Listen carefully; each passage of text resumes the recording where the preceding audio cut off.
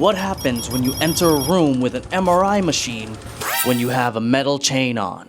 We're gonna find out on this week's episode of Odd News Weekly.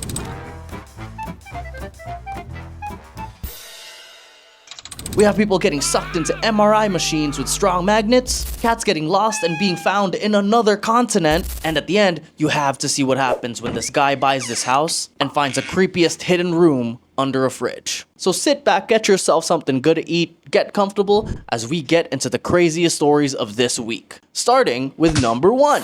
Boeing engine bursts into flames right after takeoff. In this week's edition of Why to Never Step on Another Plane Ever Again, we have more terrifying plane news. A Boeing flight from LA to Atlanta just took off when passengers saw the engine start catching on fire. Oh no, please God, you don't understand. I have a flight next week, man. I can't be hearing news like this, man. I got a flight next week, man. There's so much anxiety. Every week there's something going wrong with planes. Why? I thought it was like the safest mode of transportation or something. But seriously, this was a real harrowing experience for everyone on board. But one passenger said that everyone remained really calm even if they were panicking inside. And let me tell you, they're better than me, because I would have stood up and start making a scene because I'm losing my mind. Doctor, you're wanted on the phone. But that's all for the best. I can't believe that everyone, after all the news about Air India, people jumping off wings of planes, that was in an episode a few weeks ago, by the way. But really, I can't believe everyone remained calm, and you know what? It was for the best. But everything ended really safely because the plane was able to land back in LA, and everyone got home really safely. Great! At least this one didn't end in any, injuries, so I guess I can get on my flight, although I'm still worried because it seems like everything's going wrong. And speaking of going wrong, in all the craziest ways, we have story number 2. Man gets sucked into an MRI machine, all because he wore a metal chain. Yes, you heard that right. As if the claustrophobia of getting into an MRI machine wasn't scary enough, this horrible accident happened in New York after a man entered a room with an MRI machine while still wearing a metal chain, and because MRI machines have some of the strongest magnets in the world, he got dragged across the room and sucked into the machine, ending in critical injury. What? This is the craziest thing I've ever heard. I'm already scared. I'm already kind of claustrophobic. So if you tell me to get an MRI, I just don't want to anymore. But now you're telling me if I accidentally forget to take off my earrings, then my ears will get pulled off of my head? Yeah, so it seems you have a disorder. So we're gonna have to get an MRI to get this checked out. Okay?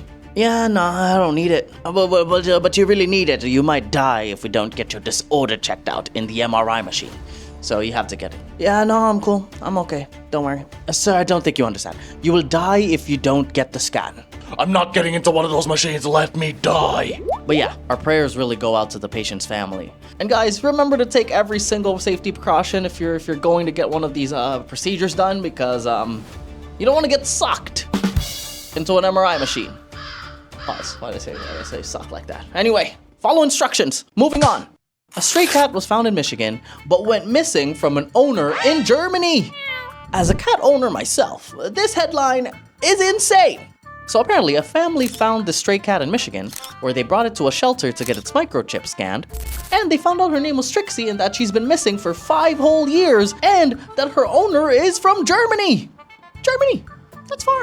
Apparently, the owner, Olga Heides, moved from Germany to Montague. That's where Trixie went missing, by the way. But then she had to move back to Germany because of her husband's job. But the great news is that the shelter contacted her, and she's coming all the way back from Germany just to pick up her cat. Man, cats are the best. I love cats. And we're all happy to see Trixie come back home. So next time your cat goes missing, please, maybe check another continent. They might just be out there. Because there are other stories of cats getting into Amazon boxes, and then when they get shipped out, they accidentally ship their cat, something like that. So you never know with cats. These guys they can fit anywhere. They're like liquid. So be careful.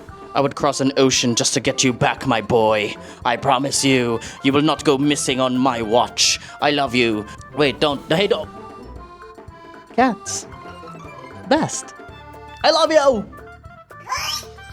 But speaking of love, and I don't know if that's the best transition, but there were reports of a person getting stuck in a canal only for it to end up being a blow-up doll.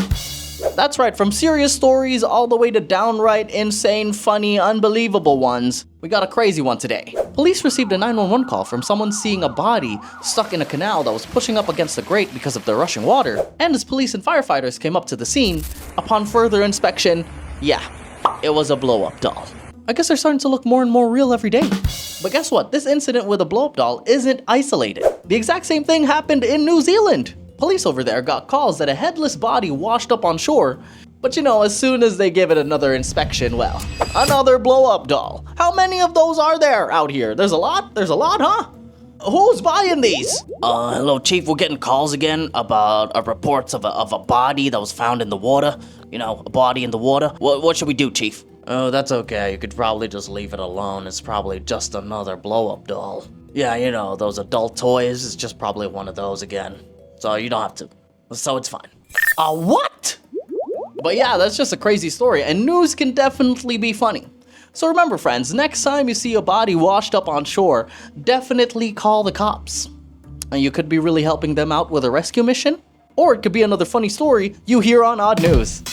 And speaking of odd, all the way to terrifying and horrifying and nightmare fuel, we've got a story about this woman who has to sleep in her car because her house is infested by hundreds of bats. Hundreds of bats. Can you believe that? Can you believe I just said hundreds of bats? I would imagine infested with rats. Maybe those are worse. Bats are like rats with wings. So, you know, it's horrible. It's horrible. So this woman in the UK has been experiencing a living nightmare because her house is now home to 500 bats. And there's nothing she can do about it. Nothing. She called up Nature Scot, Scotland's nature agency, and this is what they said. Quote, they said they cannot carry out works to your building or exclude/take away the bats. With regard to what you can do with them, actually nothing. Because they are a protected species under European protection laws and Scottish and UK laws. You heard that right. These bats have rights. And to end their statement, they say, quote unquote, the bats themselves cannot be touched. So she's stuck with them. But here's my question. Are they paying rent in this home? Are they paying rent in this home? I can't believe this. She has to sleep in her car. And meanwhile, these bats are having the best night of sleep in their lives. In that house, they're literally living there rent-free. I would be so mad about paying rent but having to live out of my car. That sounds like a nightmare. But apparently the good news is they're only there until the end of maternity season, so I guess that's good. It's up to them to leave, but you can't really touch them until they do. So, you know, hang in there, lady. You know, you have two choices. Either you can live with it and just live in your car, or become the Batman. You know, both good choices. Maybe you could save Gotham. So, that's my recommendation. It's up to you. It's up to you. Now, going on to something more space related, these here are the closest images we've ever taken of the sun. Ever since the NASA Solar Probe launched in 2018, it's been inching closer and closer towards our sun. And in December 2024, it's made its closest approach yet, giving us these amazing shots at the solar atmosphere. Have a look. Wow, breathtaking. I can't believe that such a beautiful, majestic heavenly body is here with us, displaying its beauty at every sight. And guess what? Scientists are saying that with these close images of the sun, we're able to learn so much more about the sun and its solar atmosphere. So that's great! Science! But you know, hearing the story, all I could think about was one tweet from NBA superstar, now Houston Rocket, Kevin Durant, which reads, I'm watching the History Channel in the club, and I'm wondering, how do these people know what's going on the sun? Ain't nobody ever been. Well, Kevin, I'm happy to report to you that we are getting closer and closer to having been on the sun. So I hope these images help. Good luck with Houston next year. Well, speaking of rockets and flying and aviation, this aviation startup has been granted 45 different patents for hydrogen engines for flying.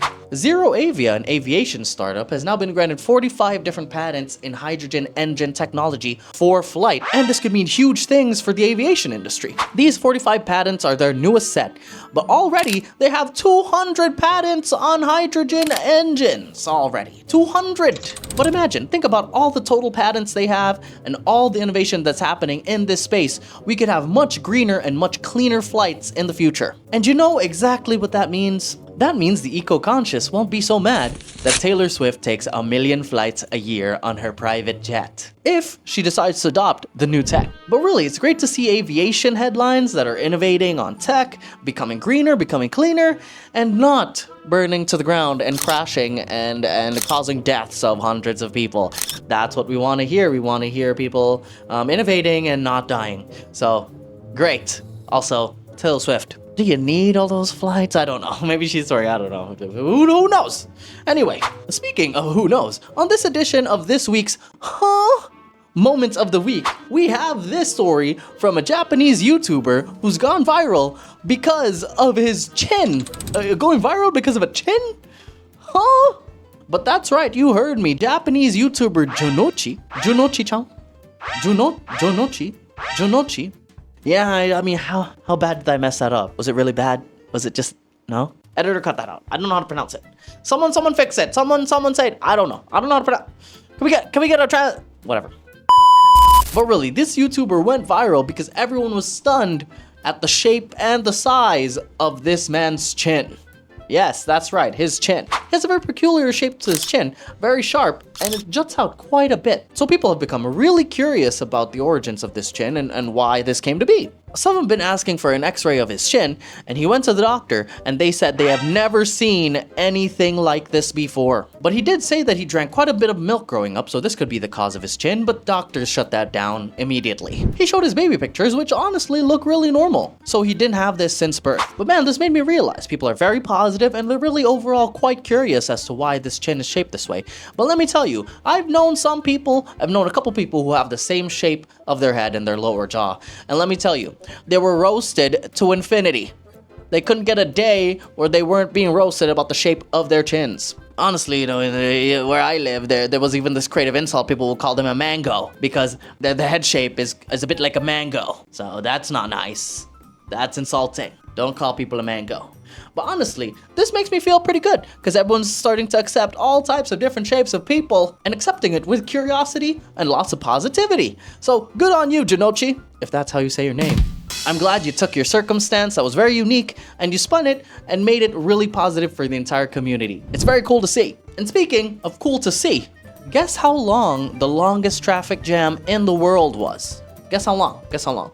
I'll wait. 12 days! You're wrong, it was 12 days. This traffic jam on Highway 110 in China lasted for a whole 12 days and spanned 100 whole kilometers. And that's 62 miles for you Americans out there.